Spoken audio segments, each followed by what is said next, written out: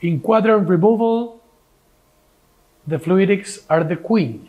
So the important thing in order to be efficient is going to be vacuum and aspiration flow.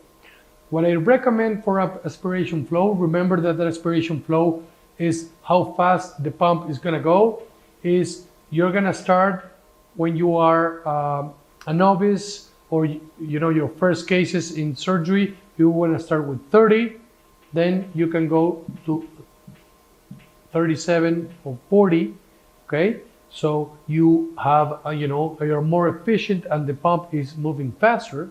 And then when you have a lot of experience, you can keep rising the aspiration flow in order to be very efficient.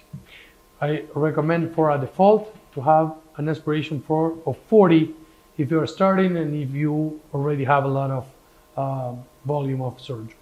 About vacuum, again, very, very stable machine that you can either have 100% of the vacuum when you go to position 2, or you can have more linear elevation of vacuum. This is what I recommend, to have a little bit of vacuum since the beginning. You rise to the top and you maintain it in position 3.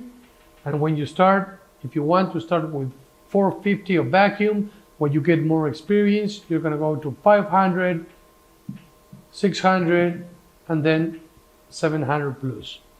For the IOP, again, same concept. You start with 60, 55, and then when you have active sentry, you're allowed to go down to that IOP to 40, 30, and 20 to do surgery with physiological IOP. Turn the IOP off for these cases, okay? And very important in quadrant removal, we said that the fluidics are the queen. I recommend to use burst or continuous ultrasound. Remember that the ultrasound is going to unocclude the tip. That's the main objective.